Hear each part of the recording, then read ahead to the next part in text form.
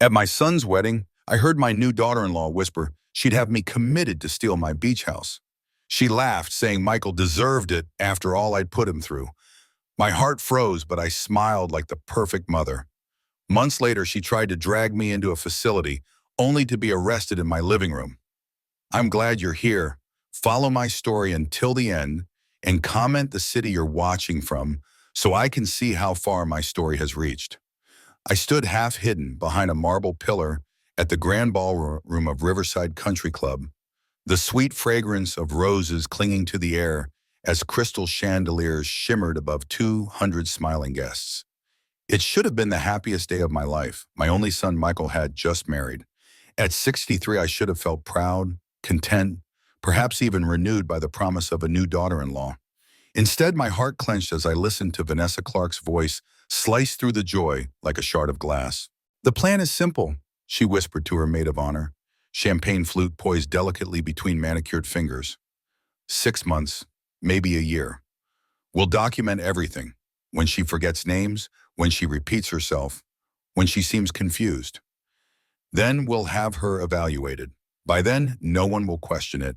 She'll be committed, and Michael will have the beach house. My blood froze.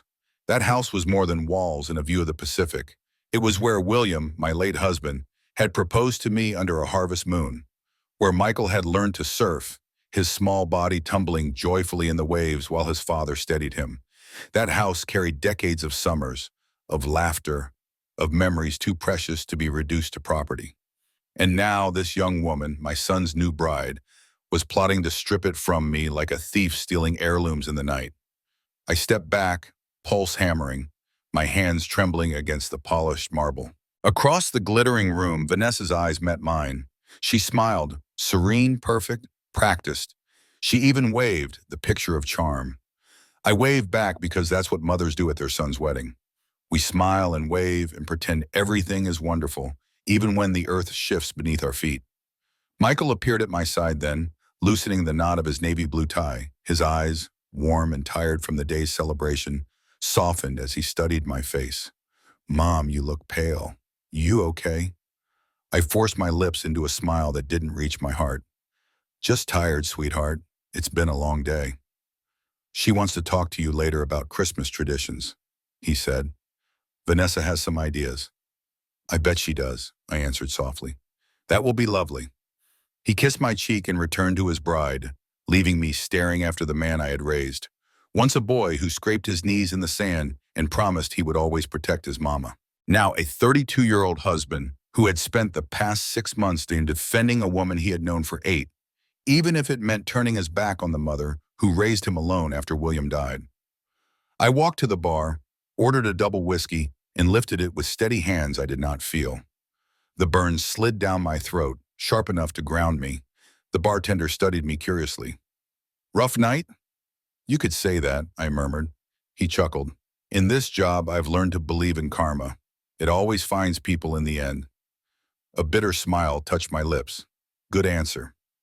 The ballroom sparkled with music and laughter. Guests twirled on polished floors, champagne glasses clinking.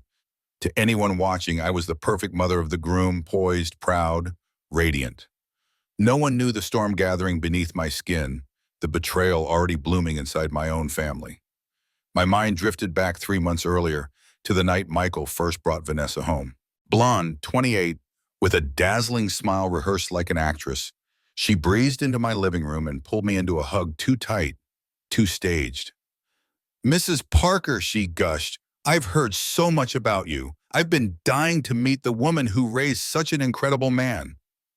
"Please call me Ellie," I replied, though even then something in my gut tightened. Too perfect, too polished. A performance. We sat together while Michael beamed, hanging on every word as though she were reciting scripture.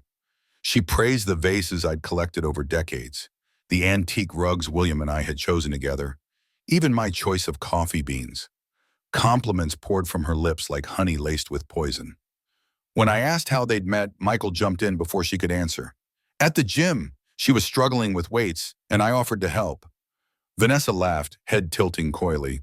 "Actually, I wasn't struggling. I was pretending to." I've been watching him for weeks, trying to figure out how to start a conversation. At least she was honest about being calculating. I asked what she did for work. Vanessa explained that she had left social services, helping families through difficult circumstances, to become a wellness coach. I should have paid more attention to the red flag. A woman trained to evaluate the vulnerable, shifting into a career built on persuasion and image. From that moment on, she became a fixture in our lives. She arrived uninvited for dinners, rearranged my kitchen in the name of efficiency, offered opinions on my finances as though I were a child fumbling with a checkbook. Michael says you manage all your investments yourself, she remarked one evening, suds glistening on her manicured hands as she washed dishes I had never asked her to touch. That must be so stressful at your age. I've been managing money since before you were born, darling, I said flatly. Her smile never wavered. Of course. I just worry about you being all alone in this big house. Alone, as if solitude were a sickness. That night, after the wedding's laughter faded into the walls of the ballroom, I knew one thing with chilling certainty.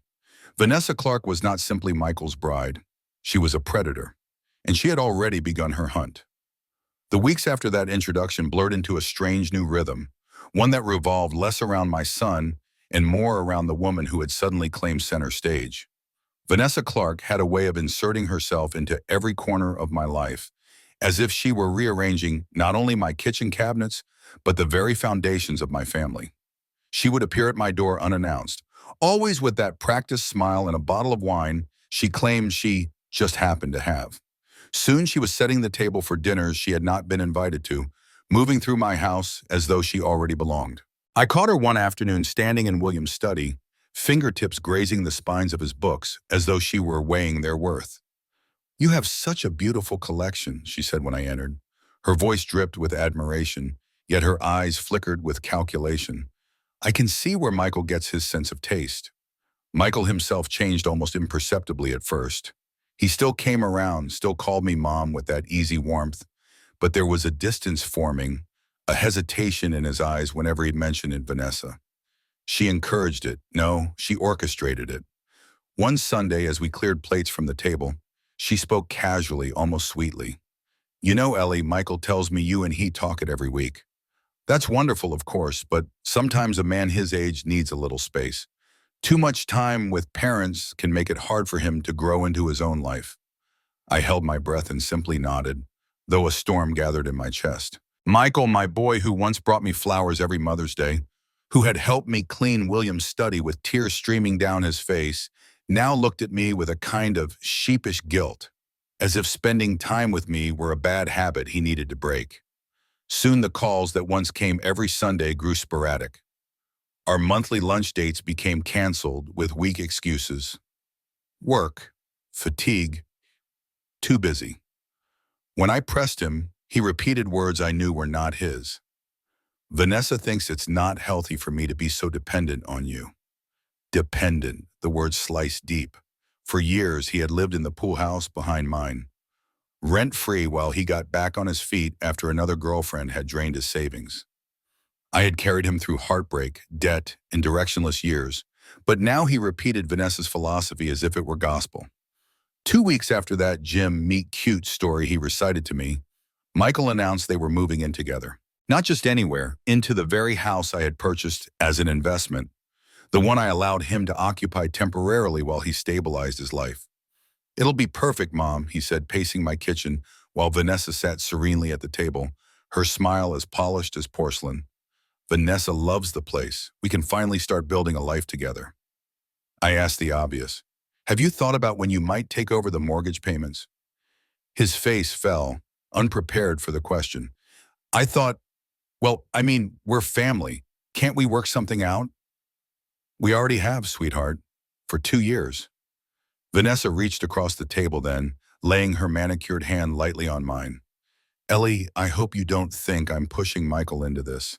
The last thing I'd want is to come between you two." The last thing, her tone suggested the exact opposite. "Of course not," I said evenly. "Maybe we could do it gradually," she suggested, voice lilting with false kindness. "Michael could start with utilities, then work toward part of the mortgage. I'd hate for him to feel overwhelmed." Overwhelmed by paying his own bills at 32, I gave her my tightest smile. That's very thoughtful of you. Michael relaxed instantly, beaming at Vanessa as if she had solved the world's greatest puzzle. See, I told you she'd understand. She's great at finding solutions. Within a month, they had redecorated the house to fit their aesthetic. My furniture disappeared, replaced by cheaper pieces made to look expensive. Bills stopped coming to me, but mortgage payments never started. When I called Michael, it was Vanessa who answered his phone. "Oh, hi, Ellie," she said lightly. "Michael's in the shower. Is everything okay?" I just wanted to check on the payments we discussed. Right, money's been a little tight with moving and my business transition. We were hoping to start fresh next month. We, as if they were an established corporation instead of a couple who had known each other for 4 months. The following month came and went, then another. When I drove past the house, a brand new BMW gleamed in the driveway. Michael's old Honda was gone. That evening I called him. "Nice car, Michael." Silence. Then defensive. "How do you know about the car?" "I own the house, remember? I drive by sometimes." "That's, kind of weird, Mom." Weird, as if checking on my own property were some invasion of his privacy. "Vanessa needs reliable transportation for her new business," he added quickly. "We got a great deal." "How wonderful. Speaking of deals, when might you start contributing to the mortgage?" He sighed. "Look, Mom, we need to talk. Vanessa thinks, well, we both think, you're being a little controlling about money. It's not healthy family dynamics. Controlling, unhealthy. All the language of therapy recycled through Vanessa's smooth lips and planted in my son's mouth. "You're right," I said coldly. "We should talk about family dynamics. Healthy ones don't involve manipulation or deceit." But Michael didn't hear me, or maybe he chose not to. That night, as I sat in my silent house, a whiskey glass warm in my hand, I realized the distance between us was no longer a gap. It was a canyon, widening with every lie Vanessa whispered into his ear. And somewhere inside me, a decision began to form. Some betrayals do not arrive with thunder or spectacle. They creep in quietly, one word at a time, until you realize the world you thought was solid has been built on sand. By the time I saw it clearly, Michael was no longer my son in the way I had known him. He had become someone else's echo. The night after that argument about the mortgage, I sat in the dark with only the steady ticking of the grandfather clock for company. The shadows on the walls felt heavier than usual, the silence pressing against my skin. I thought of William, of the way he used to squeeze my hand whenever life tested us. We had built our world on hard work, on sacrifice, on love. Now a woman who had known my son less than a year was unraveling it piece by piece. "What would you do," I whispered to the empty room, "if the child you raised became a stranger, and that stranger stood against you?" That was the night I chose war. 3 days later, I sat across from Richard Hale, the lawyer who had guided me through William's will and every significant decision since. His office smelled of old leather and polished wood, a comforting reminder that some things were still steady in this shifting world. "Ellie," he said, leaning back in his chair, "are you certain about this? Both properties?" "Yes." My voice carried none of the hesitation twisting inside me. "The Maple Street house and the beach house in Monterey." Richard frowned. "The beach house alone is worth over $2 million. Why the sudden urgency?" I could have told him about Vanessa's whisper at the wedding reception, about her plan to document forgetfulness, to paint me as incompetent. I could have explained the BMW in the driveway and the unpaid bills, or the way Michael now parroted her every criticism. But instead, I simply said, "I want to simplify my portfolio. I'm 63, Richard. I don't need complications. I want them liquidated properly, discreetly, and quickly." He studied me, eyes narrowing with unspoken questions. "And Michael? He doesn't know?" "Michael assumes many things. That's part of the problem." Richard tapped his pen against the legal pad. "He'll be entitled to notification as your heir." "Not if I'm not dead. These properties are in my name alone. Legally, I can do whatever I choose." "Legally, yes, but the family implications." "Family," I repeated, the word bitter on my tongue. "Tell me, Richard, what do you think of people who bite the hand that feeds them?" "I think," he said carefully, They shouldn't be surprised when the feeding stops. A sharp smile touched my lips. Exactly. We discussed timelines, contracts, and bank transfers. I instructed him to create a new account at a separate bank for the proceeds. Privacy was essential. Before leaving, I added one final request. I want you to look into someone, Vanessa Clark, 28, formerly in social services. I want every detail, employment history, legal issues, background. Richard raised a brow. Any particular reason? Call it maternal instinct. When I walked out of his office, the air felt lighter. Selling the beach house would hurt. It was the soul of my family. But grief had already taught me that sometimes survival required loss.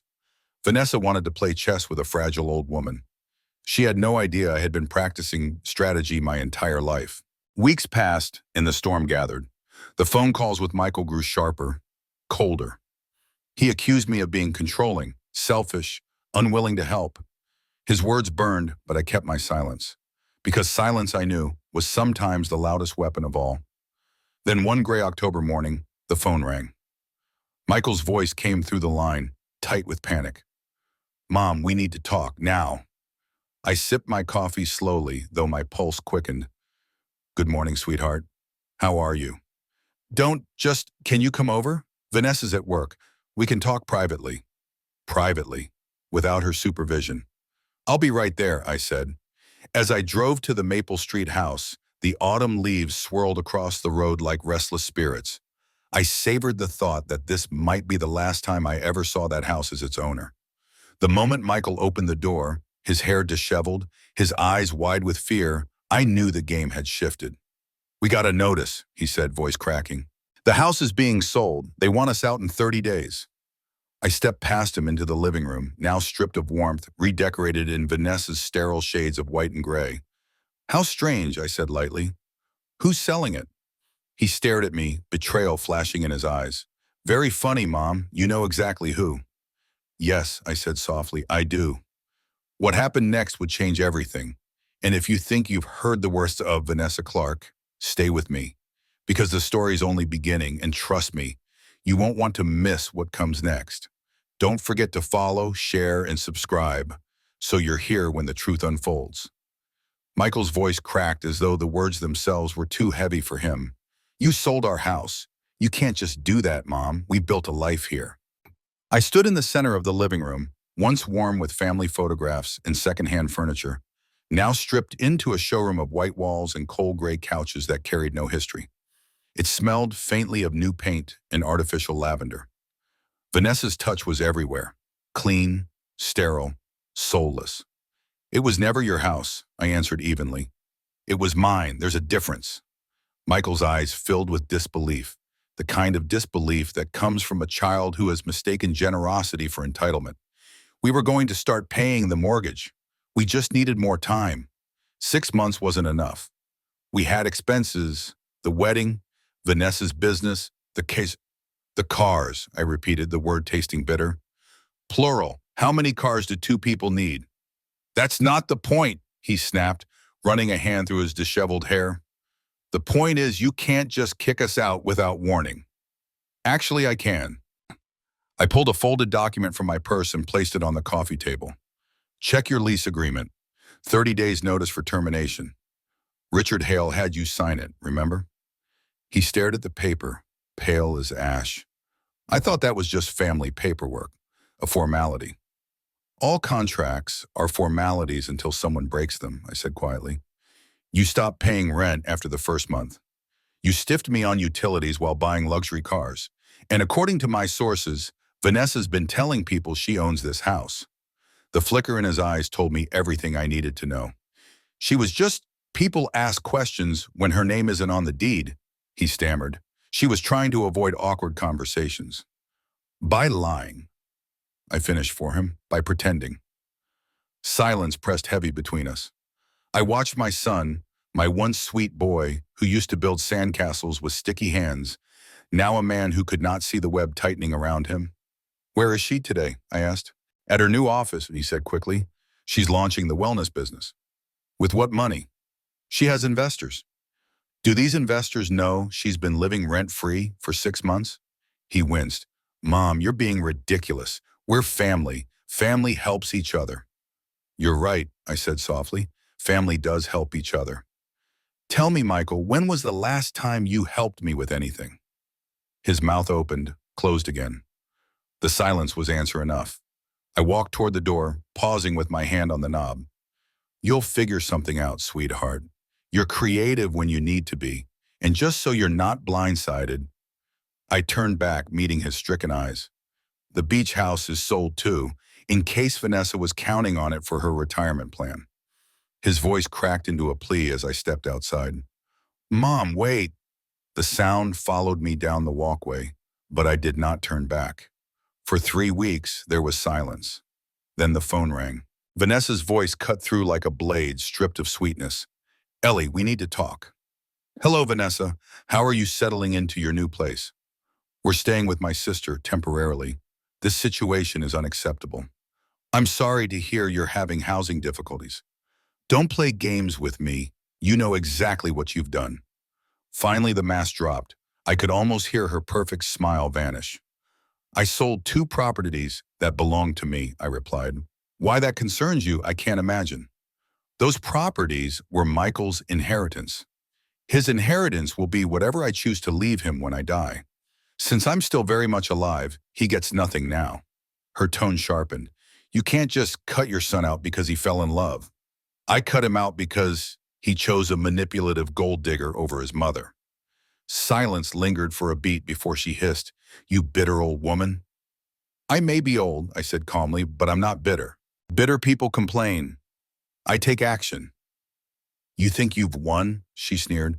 Michael deserves better than this. He deserves stability. He deserves that beach house. You've ruined him. No, I whispered. I've saved him, even if he doesn't see it yet. Her voice cooled, smooth again, calculating. He's been struggling since you threw us out, forgetting things, confused, mood swings. I'm worried about his mental health. Ice ran through my veins. What kind of things? Conversations, appointments. Yesterday, he couldn't even find the grocery store we've gone to for months. I think the whole family needs professional help. The way you isolate him, the way you use money to manipulate, it's textbook emotional abuse. There it was, the new plan unfurling in the open. I deal with these situations professionally, she continued. I know the signs. Family therapy would help. Someone who specializes in elder care. Elder care, I repeated softly as though tasting poison. Yes, she said brightly. I'll send you referrals. Doctors who understand aging and family dysfunction. I thanked her, my voice smooth as glass, though every nerve in my body burned with fury. When I hung up, I sat in the quiet kitchen, staring at the photographs on the wall. William's smile. Michael's small hands clutching seashells at the beach. All of it teetered on the edge of Vanessa's scheme. But she had made one mistake, a fatal one. She had warned me what was coming. Sometimes the ones who claim to love you most are the very hands tightening the chains. I learned that truth the morning cars rolled into my driveway, engines humming like an omen. Through the window, I saw Michael's truck, a sedan I didn't recognize, and a white van idling at the curb. My stomach knew before my mind did. The doorbell rang. I opened it to find Michael, pale and restless, with Vanessa standing firmly at his side. Behind them was a man in a suit and a woman in scrubs. Their smiles were professional, not warm. Mom, Michael said, his voice strained. We need to talk. The man stepped forward, extending a hand. Mrs. Parker, I'm Dr. Harris from Serenity Springs Mental Health Facility. Your family has expressed concerns about your welfare. How thoughtful. Vanessa leaned in, her tone syrupy with false affection. Ellie, we're here because we love you. Michael couldn't meet my eyes. The property sales, Mom. Selling both houses without telling me. It's not rational. It's not normal. Dr. Harris consulted his clipboard. Are you currently on any medication? Just vitamins, I answered coolly. Any recent changes in appetite, sleep, or mood? I sleep fine, eat well, and my mood has actually improved. The nurse stepped forward. Mrs. Parker, I'm Patricia. Sometimes as we age, we don't notice the changes ourselves. That's why we're here to help. How old are you, Patricia? She blinked. 34. I'm 63. You're going to explain aging to someone who's been doing it 30 years longer? Her cheeks flushed. Dr. Harris cleared his throat. Your son and his fiancée have provided documentation. Forgetfulness, confusion, impulsive decisions. What documentation? I asked. Vanessa pulled out her phone, eyes glinting. I've recorded some of our conversations, Ellie. The things you've said, they're not rational. Michael shifted uncomfortably. Mom, please. We're trying to help you. By ambushing me with strangers? By getting you the care you need, Vanessa pressed firmly. Dr. Harris can evaluate you, make sure you're safe. Safe from what? From yourself, she replied smoothly. From decisions that hurt you and the people who love you. I looked at my son, the boy who once crawled into my bed during thunderstorms, who once swore he'd never let go of my hand on the first day of kindergarten. Michael, I whispered, do you really believe I'm incompetent? His eyes flickered, caught between guilt and conviction. I believe you need help, Mom, and I believe Vanessa knows how to get it. And there it was. Dr. Harris adjusted his glasses. The best course is a 72-hour evaluation. We'll run tests, assessments, determine the right treatment. If you refuse, your family can petition for emergency commitment. I scanned their faces, Vanessa's smug mask of sympathy, Michael's hollow distress, Harris's professional detachment, the nurse's rehearsed concern. This was not a conversation. It was an ambush. How much is this evaluation? I asked. Insurance typically covers. I don't have insurance for psychiatric facilities. Who's paying? Michael shifted again. We'll figure it out. With what money? Yening, I asked sharply. You can't afford rent? The important thing is getting you help, Vanessa insisted, her tone slicing the air. Help indeed. Help that served her. Fine, I said at last. No. Let me pack a bag. Relief washed over Michael's face. Thank you, Mom. This is the right thing. I climbed the stairs slowly, but not in surrender. While tossing clothes into a suitcase, I made 3 phone calls. First to Richard Hale. It's happening, I said. Are you certain you want to go through with those? Positive. Remember what we discussed. If I don't contact you within a week, execute everything. Consider it done. The second call was to my bank. I need to access my safety deposit box today. This is urgent. The third was to a man Vanessa probably didn't know existed. Detective Clark, it's Ellie Parker. I think it's time we had that conversation about your sister. By the time I returned downstairs, suitcase in hand, my pulse was steady. Ready? Dr. Harris asked. As I'll ever be. They escorted me to the van like a criminal. The drive to Serenity Springs was silent except for the hum of tires and the steady drumming of my heart. The facility loomed ahead, gray and clinical, its walls whispering of forgotten people tucked away. Inside, a young doctor introduced herself as Dr. Emily Rhodes. I'll be conducting your evaluation. My family is concerned, I told her, my voice calm, sharp as a blade, because their meal ticket is disappearing. She made a note, her brow tightening. Over the next hours, I answered their questions, endured their tests, performed their memory games. I played the part of the patient, all while sharpening my strategy, because sometimes survival requires playing weak, only to strike when the mask slips. And if Vanessa Clark thought she had cornered me, she would soon discover I was not the prey. I was the storm. Stay with me, because what comes next will make you question everything you thought you knew about love, loyalty, and betrayal. Follow, share, and subscribe, because the fight is only just beginning. Serenity Springs was a place where inconvenient people were tucked away, hidden behind sterile walls dressed in motivational posters that fooled no one. I walked its halls with a steady gait, my suitcase rolling softly behind me, and I thought not of weakness, not of surrender, but of strategy. Dr. Emily Rhodes greeted me with polite formality, clipboard in hand, eyes too young to recognize the game unfolding. Mrs. Parker, your family is concerned about some recent behavioral changes. I'll be conducting your evaluation. My family is concerned, I answered, because their golden goose stopped laying eggs. Her pen scratched against paper. That sounds like anger. Wouldn't you be angry, I asked, If the people you sacrificed for decided you were expendable? Her eyes flickered, but she said nothing. For 2 days, I endured their tests, memory drills, puzzle exercises, psychological questionnaires. I recited the year, the president, the city. I recalled events in precise order. I described the properties I had liquidated and the bank accounts they now filled. I was thorough, calm, deliberate, because competence, when sharpened, is its own weapon.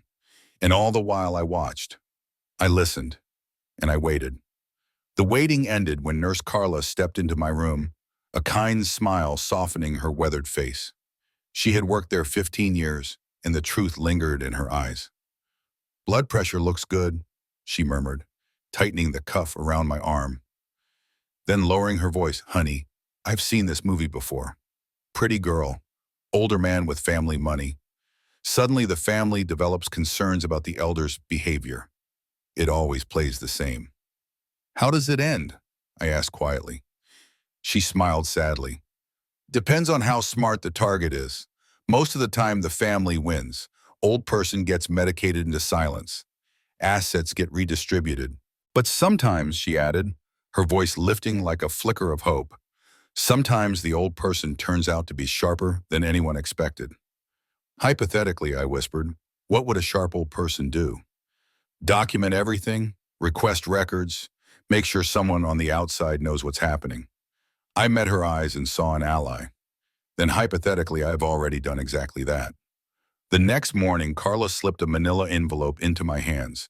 "Legal mail," she said, "came through early."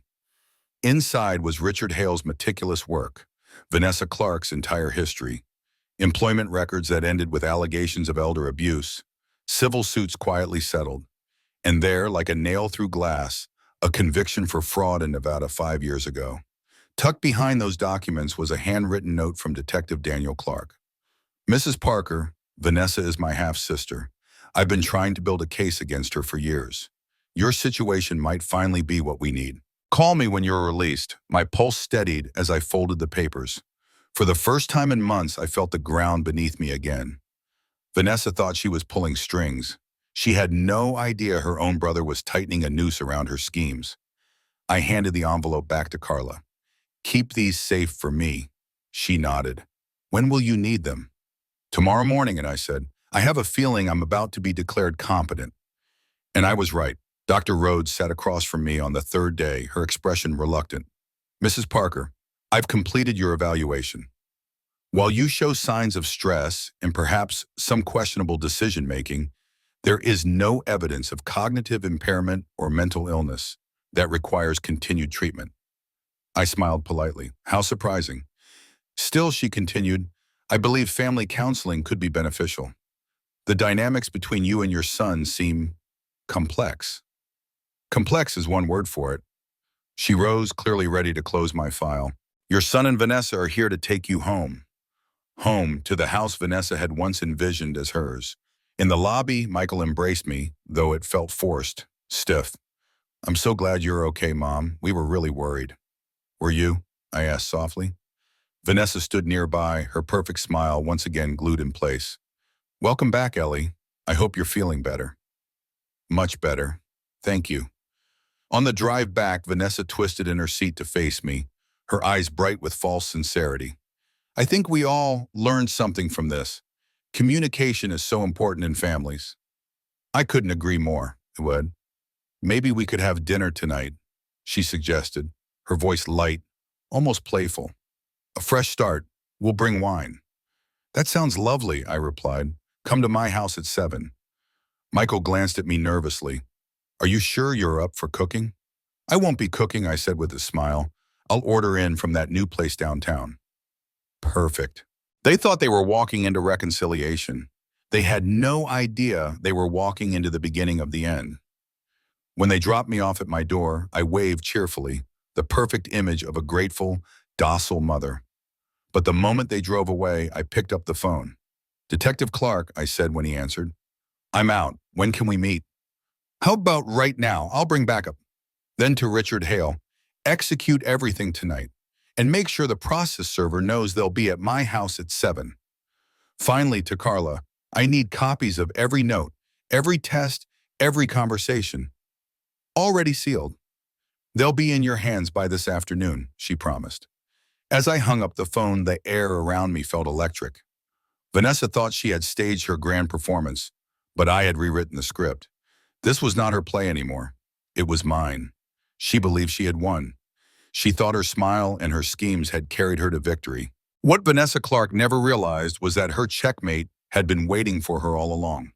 The evening came wrapped in quiet anticipation.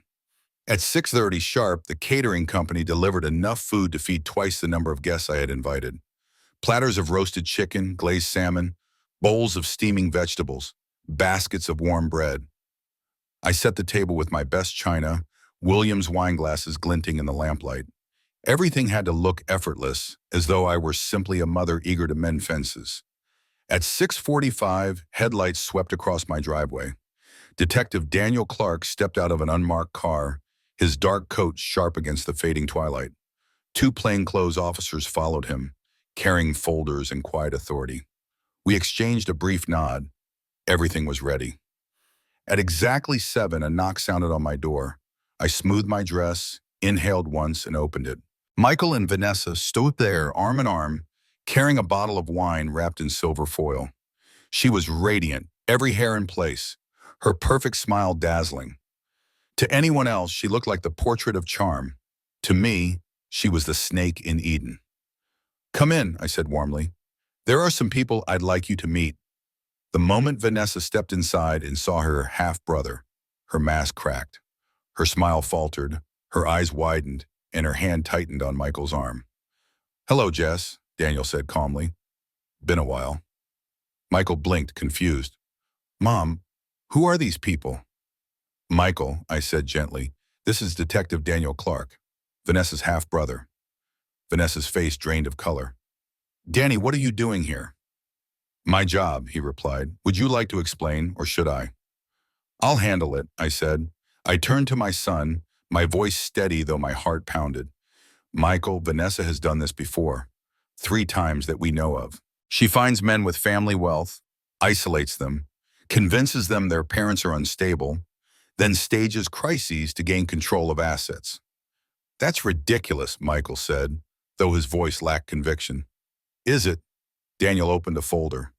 Vanessa Clark, also known as Jessica Wells and Jessica Martinez, has been under investigation in 3 states for elder fraud. She was convicted of fraud in Nevada 5 years ago. She stole an 80-year-old man's pension. Michael turned slowly toward Vanessa. "Is that true?" "It's complicated," she whispered. "That case, it was a misunderstanding." Daniel's voice cut like steel.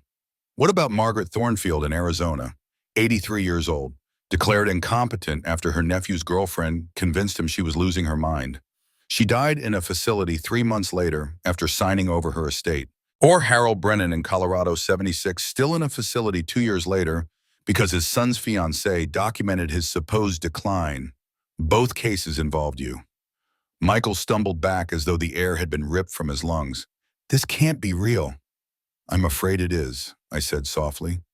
I pointed to the diamond ring glittering on Vanessa's hand. "The ring she wears once belonged to Margaret Thornfield.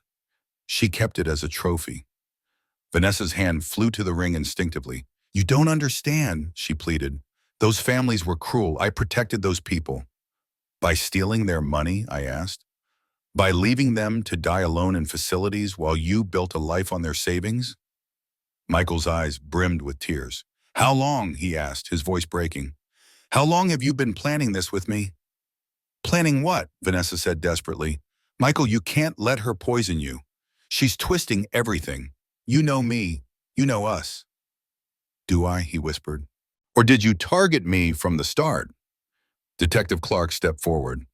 "Vanessa Clark, you are under arrest for conspiracy to commit fraud, falsifying medical records, and elder abuse." The officers moved in, reading her rights as the mask finally shattered. Vanessa no longer bothered to smile. Her eyes burned with venom as they clasped handcuffs around her wrists. "You think you've won," she hissed at me. "Your son will never forgive you for this. You've destroyed his life just to prove you're smarter than me." "No," I said quietly, my voice steady as stone. "I've saved his life. And mine." The door closed behind them, leaving silence in their wake. Michael sat heavily on the couch, his head in his hands. His shoulders shook, his entire body trembling as the reality of his betrayal crumbled around him. "Mom," he whispered, tears breaking through.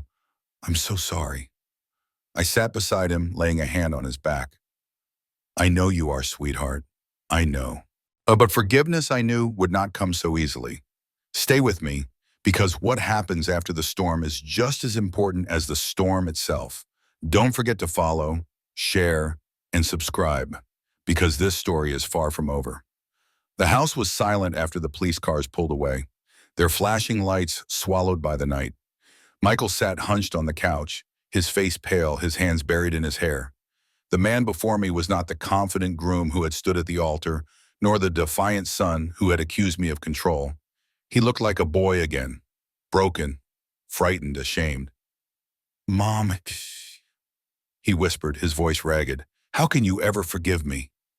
I sat across from him for a long moment, studying the son I had nearly lost to a stranger's web. The years of sacrifice, of late nights and early mornings, of doing everything alone after William died, they all pulsed through me like echoes of a life that felt both close and far away.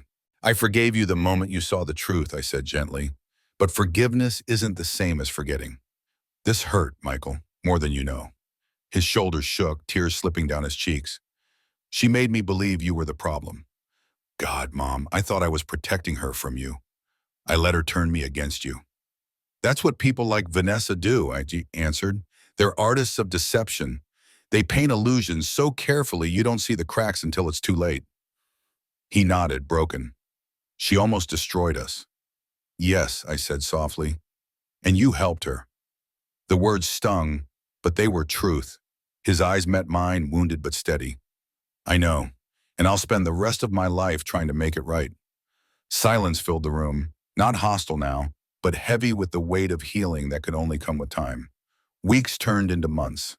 Michael moved into a modest apartment across town, a far cry from the sterile gray house he had once claimed as his own. He found real work at a logistics firm, steady hours, and a paycheck that did not depend on my wallet. Therapy became part of his routine, and for the first time in years, I heard honesty in his voice when he called me. "Mom," he said one morning, pride flickering through the phone, "I got my health insurance paperwork today, and I've started paying down the credit cards she ran up in my name." "I'm proud of you," I told him. "Out for the job or the insurance?" "I'm proud because you're trying." "I am," he whispered. "I really am." We began having dinner once a month. At first it was awkward, words catching in our throats, silence stretching across the table. But slowly, laughter returned in cautious bursts, like fragile birds testing their wings. Trust would take time, but at least we were building instead of breaking. For me, the beach house was gone, sold to strangers who would never know the laughter once soaked into its walls. In its place, I found a new home, a smaller beachfront condo with wide windows that looked out over the Pacific. It didn't carry the ghosts of William's proposal or Michael's childhood summers, but it carried peace. And peace, I discovered, was its own kind of treasure. Vanessa was sentenced to 5 years in federal prison. And Detective Clark told me it should have been longer, but plea bargains had a way of cutting justice short. She was ordered to pay restitution, though most of her victims would never see the money again. Still, knowing her freedom had been stripped, knowing her mask had finally cracked, that was its own kind of victory. News reached me that Harold Brennan, one of her former victims, had finally been released from the facility where he had been hidden away. His family had welcomed him back, his smile captured in a photograph that appeared in a local paper. Sometimes justice came slowly, but it came. On quiet evenings, I sat on my deck with a glass of wine, watching the sun paint the horizon in strokes of gold and crimson. I thought of William, of the years we had shared, of the battles I had fought alone. I thought of Michael, struggling yet trying, building himself brick by brick into the man he was always meant to be. And I thought of Vanessa, not with anger, but with the cold certainty that she would never steal another family's peace. One night, my phone buzzed with a message from an unfamiliar number. "Mrs. Parker, this is Sarah Chen. Detective Clark gave me your number. I think my stepmother might be doing to my father what Vanessa did to you. Could we talk?" I stared at the screen, then typed back. Of course, when would you like to meet? Because some battles end and others begin. The ocean stretched before me, endless and alive, its waves rolling in rhythm with my breath. From the deck of my new condo, I watched the sun slip lower into the horizon, painting the sky with colors no artist could ever capture. It was smaller than the Monterey beach house William and I had once loved, but this place was mine. Mine to fill with new memories, mine to protect, mine to claim as proof that I had survived. Michael called that morning, his voice steadier than it had been in months. Mom, I wanted you to be the first to know I got a promotion. Full benefits, steady salary. It feels good, you know? For the first time in a long time, I heard pride that wasn't borrowed or borrowed against. I'm proud of you, I told him. Not just for the promotion. I'm proud because you're becoming the man your father always believed you could be. I couldn't have done it without you, he whispered. After everything I put you through, you still stood by me. Standing by you doesn't mean ignoring the hurt, I said gently. It means believing you can rise after falling. That's what mothers do. Our dinners continued once a month. The first few were brittle, words weighed down by guilt and hesitation. But slowly laughter found its way back. A joke about burned pasta, a memory of William teaching Michael to ride his bike. It wasn't perfect. It never would be. But it was real. Trust, once shattered, takes patience to rebuild. And yet, brick by brick, we were laying a new foundation. Vanessa's shadow no longer hung over us, though the scars she left would never vanish completely. She was serving her sentence. Her schemes finally crumbled beneath the weight of truth. Her name became just that, a name, not a threat, and I refused to waste one more ounce of my life on her. Instead, I turned outward. The message from Sarah Chen had been the beginning. Over coffee at a quiet cafe, she told me about her stepmother's sudden interest in her father's finances, about whispered conversations and documents she wasn't allowed to see. I recognized the patterns instantly, the same subtle threads Vanessa had woven around my family. I don't know what to do, Sarah admitted, fear flickering in her eyes. You start by believing yourself, I told her. Predators count on us doubting our instincts, but instincts are often the first warning. She squeezed my hand across the table, relief softening her features. And in that moment, I understood something vital. My story was not just mine. It was a map for others, a warning, a lantern in the dark. People ask me sometimes if I regretted selling the beach house, if I regretted being so ruthless with Michael. The answer was always no. I had learned a truth worth more than any inheritance. Being a mother does not mean being a doormat. Loving your child does not mean tolerating abuse.